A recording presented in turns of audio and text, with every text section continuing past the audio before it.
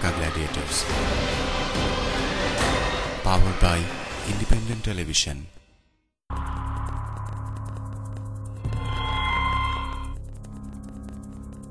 নাগরিকত্বের প্রমাণ ছাড়া একটা দেশে কোনো সুবিধা নেওয়া কি সম্ভব? অনেকেই হয়তো জানেন না যে সীমান্ত এলাকায় গরু কেনা বেচার ক্ষেত্রেও সনদপত্র নিতে হয়। তবু একটি দুটি নয়, গুনে গুনে 4টি সনদপত্র। আর সেই সনদপত্র পেয়ে গেলে মুছে যায় গরুর চোরাই হয়ে আসার কলঙ্ক। চলুন এবার দেখে আসা যাক কি সেই পদ্ধতি, আর তার সাথে সংশ্লিষ্টই বা কারা। পঞ্চগড় জেলার সবচেয়ে বড় হাট এটি। হাটের এক পাশে দেশি গরু, অন্য পাশে ভারতীয় গরু। কিন্তু এসব বড় বড় গরুও নাকি এখন দেশি গরু হয়ে গেছে, কারণ এসব গরুর কাগজপত্র আছে। তাই আকার আকৃতিতে ভারতীয় গরু হলেও কাগজে কলমে সব দেশি গরু হিসেবেই রেকর্ড হচ্ছে হাট কর্তৃপক্ষের খাতায়। এগুলো হচ্ছে ইউনিয়ন পরিষদের। যদি দেশি গরু না হয় তাহলে আমি এগুলো এই কাগজগুলো কোথায় পাই না। মানে ইউনিয়ন পরিষদেরই হচ্ছে দেশি গরু, মানে ইউনিয়ন পরিষদের কাগজ থাকলে আপনি বলবেন দেশি গরু। হ্যাঁ, দেশি গরু। আমি এখন এই কথা আমি বলতে পারবো না যে গরু ইন্ডিয়ান, এই কথা আমি বলতে পারবো। এগুলো সব দেশি গরু। আমি মনে করবো দেশি গরু। মানুষের নাগরিকত্বের সনদ দেয় যারা, তারাই গরুরও নাগরিকত্বের সনদ দিচ্ছে। আরো স্পষ্ট করে বললে ইউনিয়ন পরিষদ। যে আবেদনপত্রটি আপনারা দেখতে পাচ্ছেন, তেমন একটি আবেদনপত্রের মাধ্যমে গরু বিক্রির সনদ নিতে হয়। তবে শর্ত আছে, গরুটিকে গৃহপালিত হতে হবে। যাচাই বাছাইয়ে সবকিছু ঠিকঠাক থাকলে আবেদনকারীকে 4 রঙের 4টি সনদপত্র দেওয়া হয়।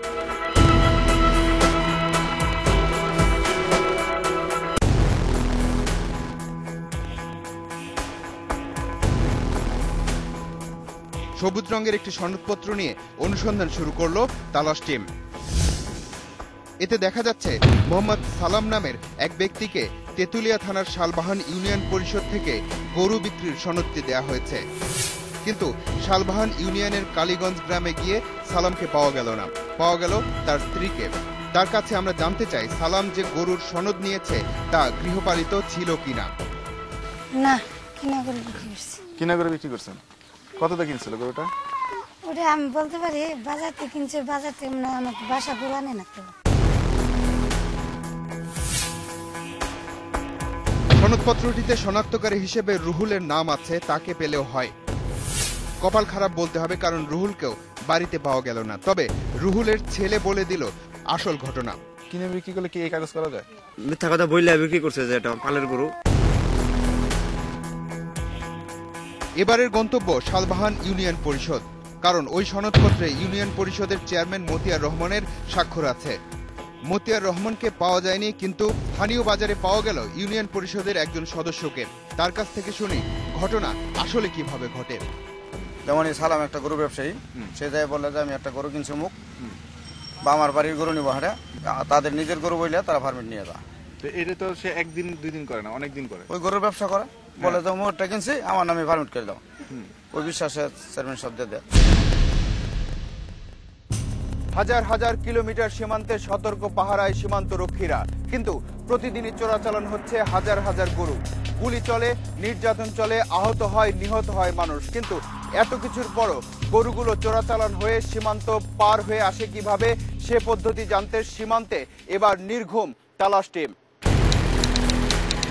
গভীর রাত আর ঘন কুয়াশা ভেদ করে চোরাচালানের অনুসন্ধানে তালাশ টিমের গন্তব্য পঞ্চগড়ের সীমান্ত এলাকা। কাজীপাড়া সীমান্ত দিয়ে গরু আসতে পারে এমন তথ্য পেয়ে সীমান্তের কাঁটাতার থেকে 300 গজ দূরে ওঁত পেতে বসে থাকে তালাশ টিম। প্রচন্ড ঠান্ডার মধ্যে 2 ঘন্টা অপেক্ষার পর হঠাৎ গরু আসার শব্দ। ক্যামেরার আলো জ্বালালে দেখা গেল 4টি ভারতীয় গরু নিয়ে আসছে 2 জন ব্যক্তি। আমার কাছে আছে এই যে বোর্ডের কাগজ। বোর্ডের কাগজ এটা না? হ্যাঁ, ইউনিয়ন পরিষদের কাগজ। এখানে কয়টা গরুর কাগজ? 4টা। মহাজনের নাম? আজিমুদ্দিন, একজন নাম মস্তু, 2 জন তো হয় না। এই যে তোতা মিয়া কার নাম? তোতা মিয়া দেখার নাম আছে। তবে তাদের একজন কথা বলতে চায়, কিন্তু মুখ দেখাতে চায় না, তাই কাপড় বেঁধে নিল মুখে। ওটা সকালবেলা মোবাইল করলো, গরু আছে অমুক জায়গায়, এত কেজি মাংস হবে, গরুটা দাম হতে পড়বে। তখন আমরা ওই অনুযায়ী টাকা দিয়ে পাঠাই।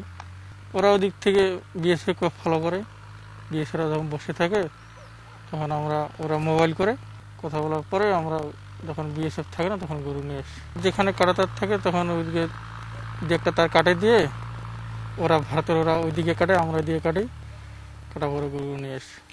তক্তা দিয়ে নিয়ে আসি ছোটো ছোটো যেগুলো গরু 30 কেজি 40 কেজি 50 কেজির মধ্যে আমরা তক্তা ফেলাই দিই তারের উপর দিয়ে, তখন ওরা হাত পা বাঁধা দেয় গরুতে, আমরা সারাম করে নিয়ে আসি। রাত পেরিয়ে গেল, সকাল 7টা তখন। কাজীপাড়া ব্রিজের ওপর দিয়ে আসলো আরো 10টি গরু। তালাশ টিম অনুসরণ করছে দেখে একজন গরুগুলো রেখেই পালালো।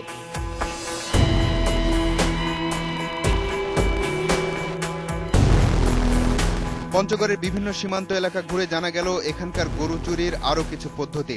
বর্ষাকালে যখন নদীতে পানি অনেক থাকে তখন ওই পাশ থেকে গরু 20-30টা 50টা একসাথে নদীতে ভাসায় দেয়। ভাসায় দিলে পরে ভাসতে ভাসতে চলে আসে এদিকে, পরে সাইডে কিনারায় তুলে। ওইখানে স্ক্রুপ থাকে আর কি, ওই স্ক্রুপ দিয়া ওই যে কিয়া করিয়া নাট খসেয়া খসার পরে মনে করি ওটা ফেলে দিন, ফেলে দেওয়ার পরে বাস গরু এখানে 10 মিনিটের মধ্যে মেকআপ হয়ে গেল।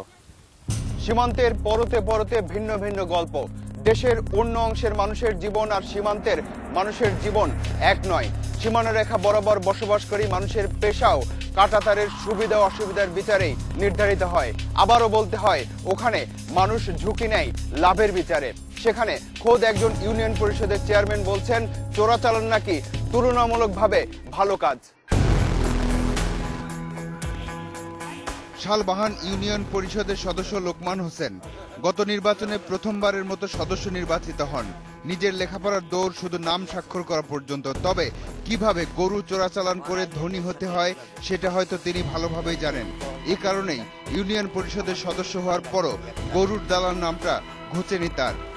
এভাবেই তিনি এখন একটি পাকা বাড়ি এবং কয়েকশো একর জমির মালিকও বটে। আমাদের এই সাইডে কোনো ব্যবসা বাণিজ্য নাই। আর কতদিন ধরে ব্যবসা করছেন? আমার ব্যবসার বয়স মেলা। কত? আমার ব্যবসার বয়স মনে করেন যে আজকে 30-35 বছর। কৃষিকাজের মধ্যে আমি খুব ঝুঁকে আছি। জমি জমা অনেক, বাড়ি ঘর করছে। হ্যাঁ, আগে থেকেই ছিল? না, আগে থেকে ছিল না, এই অল্প কিছুদিন থেকে হয়েছে। এমন উদাহরণ অহরহ পাওয়া যায় সীমান্ত এলাকাগুলোতে। কৃষিতে কতটা উন্নয়ন হচ্ছে বা শিক্ষায় সে হিসাব পাওয়ার চেয়ে চোরাচালানের মাধ্যমে টাকা উপার্জনের হিসাব করাটা এসব এলাকার মানুষদের জন্য বেশি সহজ। কিন্তু সে পথ কতটা খারাপ বা কতটা ঝুঁকিপূর্ণ সেটা কোনো ব্যাপার নয়। এ কারণেই সীমান্ত এলাকার মানুষেরা কৃষিকাজ অথবা অন্য পেশার পাশাপাশি গরু ব্যবসায় নেমে পড়েছে। সীমান্তের কোনো কোনো গ্রামের সব মানুষের পেশায় গরু চোরাচালান।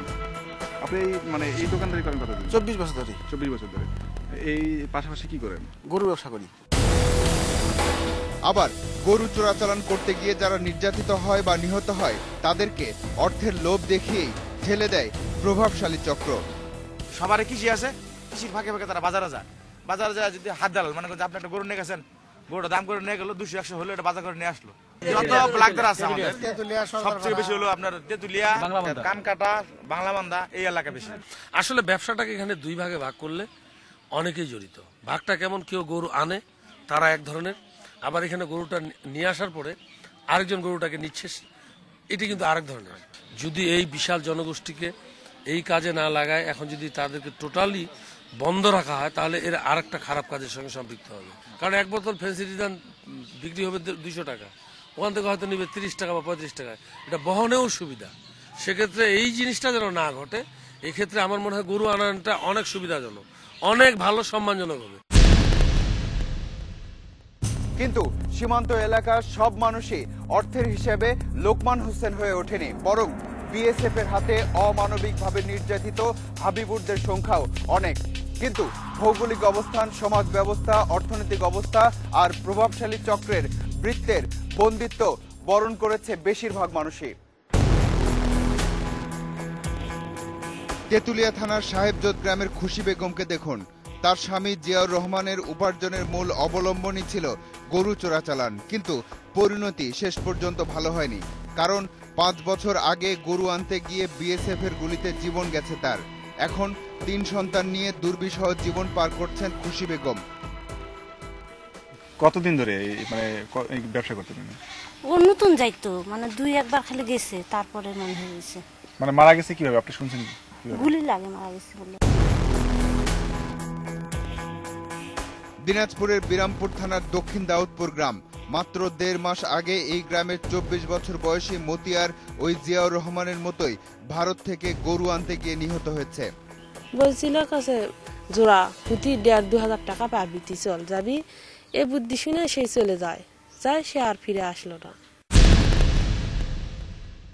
তালাশের এবারের পর্বের সময় শেষ, তবে সীমান্ত এলাকার মানুষদের জীবন মৃত্যু আর ভিন্ন পথে চলার গল্প হয়তো চলবেই। পৃথিবীতে যেখানে যেখানে সীমান্ত আছে সেখানে সেখানে হয়তো কম বেশি এমন অবস্থা, তবে কোনো একদিন অমানবিকতার গল্প কমে আসবে, সেটাই আমাদের প্রত্যাশা। এবার যাবার পালা। আজ চলে যাচ্ছি কিন্তু যাচ্ছি না। পরবর্তী অনুসন্ধান শেষে তালাশ টিম আবারও এসে দাঁড়াবে আপনাদের সামনে। দর্শক, আপনাদেরকে নিয়ে আপনাদের জন্য এই অনুষ্ঠান। লিখুন এই ঠিকানায়। প্রযোজক তালাশ, ইন্ডিপেন্ডেন্ট টেলিভিশন, 149-150 তেজগাঁও শিল্প এলাকা, ঢাকা 1208। ইমেইল করতে পারেন talas@independent24.tv এই ঠিকানায়। আপনার অনুসন্ধানী মনের দরজা জানালা খোলা রাখুন, কিছু বেরিয়ে এলে আমাদেরকে জানান। তালাশ টিম থাকবে আপনার সাথে।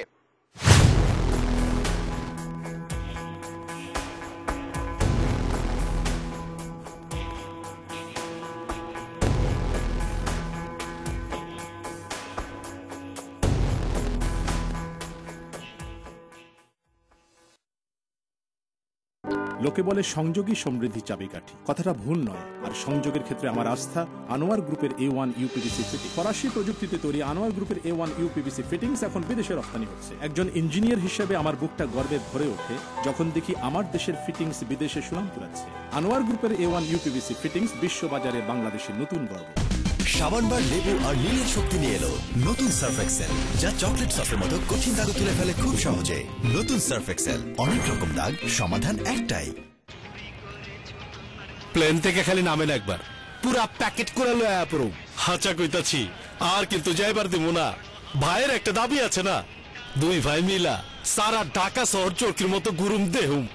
এরপরে নান্নার বিরিয়ানি যখন ফুল প্লেট খায়া পান্ডা মুখে দিবেন, পাগলা হয়ে যাবেন। আইন বস, একটু হাতটা মিলাই লই। আপনার প্রাণের চেয়ে প্রিয় ক্রিকেট স্টার আপনার শহরে 9 ফেব্রুয়ারি থেকে শুরু হচ্ছে ডেস্টিনি বৈশাখী BPL T20। শুধুমাত্র চ্যানেল 9-এ 4 হবে, ছক্কা হবে, হবে ভরপুর এন্টারটেইনমেন্ট। মিস করতে না চাইলে কেবল অপারেটরকে চ্যানেল 9-এ সংযোগ দিতে আজই বলুন লাগ ঢেকি লাগ।